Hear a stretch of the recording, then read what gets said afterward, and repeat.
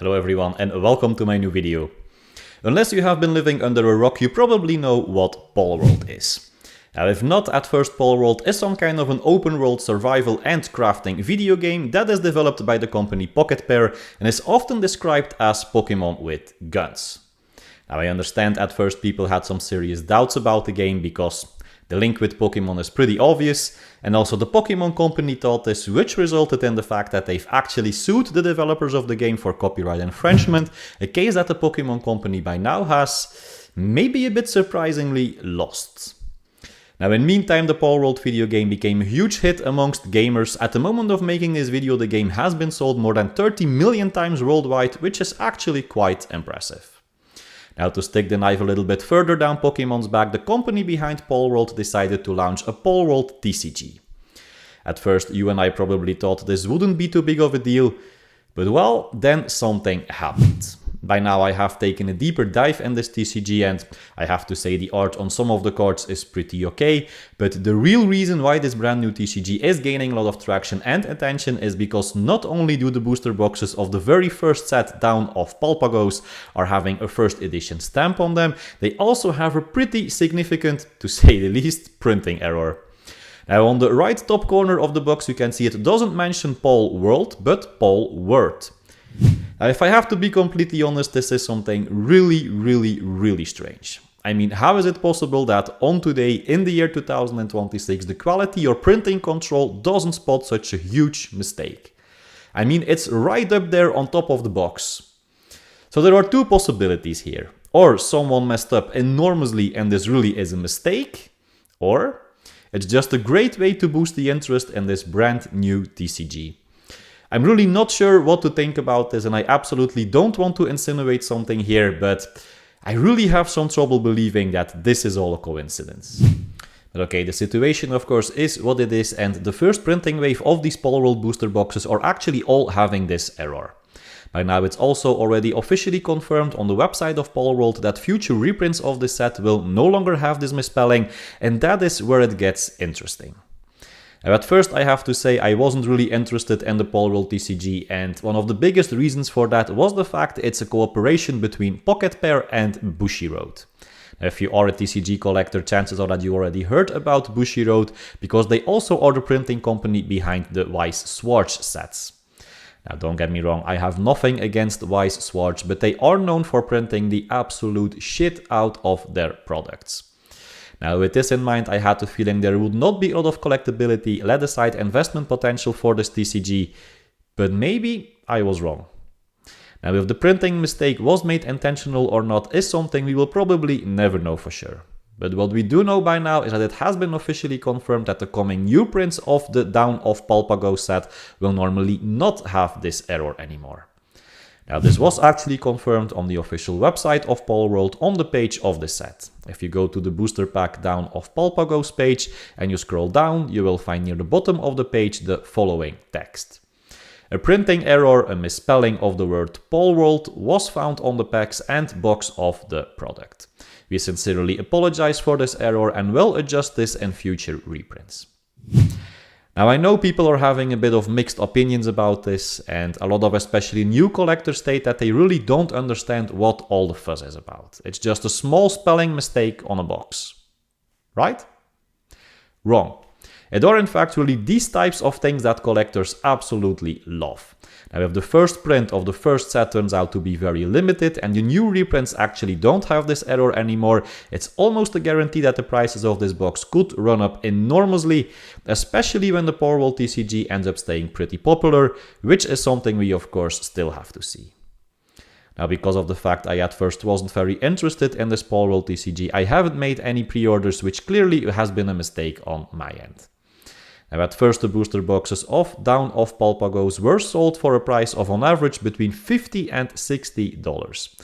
Also here in Belgium I've seen one shop selling them in pre-order for a price of 69.99 euros, but they almost immediately seem to have sold out. Now if we take a closer look on, let's take eBay for example, and we at first take a look at the current selling prices, here in Europe we can already see sales of between 140 and 175 euros. In the United States, we see that booster boxes of the set are already selling for a price of on average by now between $165 and $180. Also, the amount of boxes that are being sold is making it obvious that there is a more than decent amount of interest in this set. Now, of course, a lot of people are debating what to do. Should they buy one or maybe even a couple of boxes from the very first Palworld set, or did they already completely miss out on this opportunity? Well, let me start with saying that nothing in this video should be considered as investment advice. If you are planning on investing in something, you should never just listen to what other people have to say about it and always do your own research. Now, what I can do is tell you, as I always do, what I've decided for myself.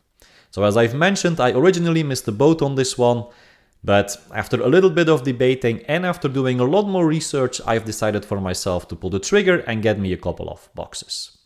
By now I bought a total of 5 boxes for a price point of 140 and 149.99 euros a box. Now, I am a TCG collector and enthusiast for a very long time by now. I enjoy doing research about trading card games and I enjoy collecting the cards and the sealed items. If a new TCG comes onto the market, a lot of times I try to at least add a couple of booster boxes from the first set to my collection, at least if I'm really interested in the game and if I see some potential towards the future. Now, where I maybe didn't have that interest at first, it is actually a bit triggered by now, so maybe Pocketpair and Bushiroad fooled me too if it eventually would turn out that the printing error has been made intentionally. But what does the small investment that I've made up until now in this first edition booster boxes of Dawn of Palpagos really means? Does it mean that I see a great future for this TCG and do I think it will be able to compete with, let's say for example, Pokemon? Yes and no.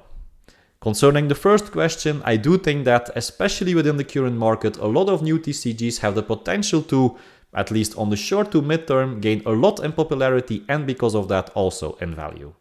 The fact that these first edition boxes not only have a first edition stamp on them, but are also having a printing error that is confirmed to not be there anymore in future reprints, is creating some kind of a perfect storm.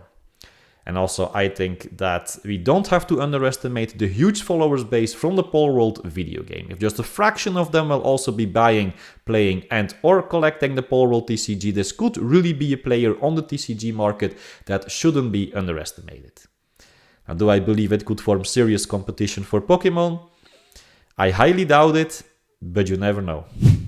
If you were just as me an enthusiast in trading card games and you are having a little bit of FU money, then it might be a good idea to buy a couple of these boxes.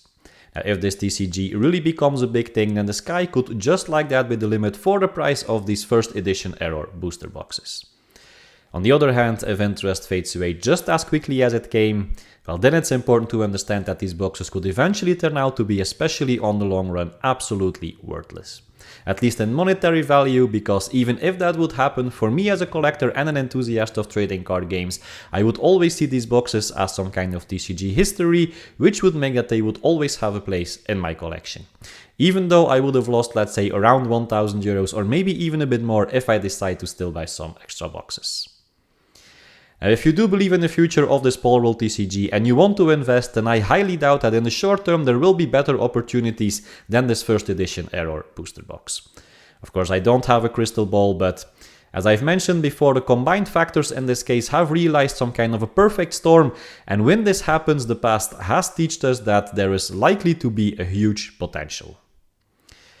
Now, besides the first edition booster box, there is another always popular play that collectors and investors tend to make. And then, of course, talking about the very first released official promo cards. Now, for Palworld, the very first official promo card is the Lamball My First Pal promo. If you are planning on buying or investing in this card, it's very important to know the different versions that exist. The very first version of the card is the regular promo card, and to obtain this card you had to complete a Palworld demo and register with the Bushi Navi app at participating events like the Anime Expo and the Bushiroad Expo. And the second version of the card has a special Bushiroad Expo event stamp on it and was available at Gen Con. However, I've heard that the stamped versions should be a lot more limited than the one without stamp. It seems way more available at the moment of making this video on eBay, and the version of the card without the stamp is actually a lot more expensive. So be absolutely sure to keep this in mind when you are planning on buying or investing in this card. However, making a play on one of the very first cards or promo cards could eventually turn out to be a more than decent choice. In this case, you have to understand that these very first promo cards are in almost no way comparable to, let's say, the first edition D23 promos of Disney Lorcana. Also, it goes without saying that making plays on early cards or promos is a lot more risky than investing in the first edition booster boxes. However, the amount of money that you have to put in is, of course, at least at this moment, also a lot less. Now, everything put together, as a collector and as an investor, I'm really curious to see where this TCG will be heading. We live in a very strange but interesting time. Trading card games have never been more popular than today. In Japan, they are even considering recognizing Pokemon cards and probably also other TCGs as some kind of a real asset. And now what I always try to emphasize in all of my videos is it can be an interesting time, but interesting times are often also very dangerous times. Please understand that when investing in, let's say, these Palworld booster boxes, you are putting your money in items that carry very, and I mean very high risk. But as most of the times with great risk also comes great potential profits. Now what you will eventually do is totally up to you, just make sure that you're aware of the risks involved. Now this brings me to the end of this video. Let me know in the comments what your thoughts are about this TCG and if you are also planning on investing in the first edition booster boxes or not. As always, if you enjoyed this video and you found value in it, please leave a like and subscribe to my channel. I would absolutely appreciate that. Now, thank you so much for watching and I hope to see you next time. Bye bye.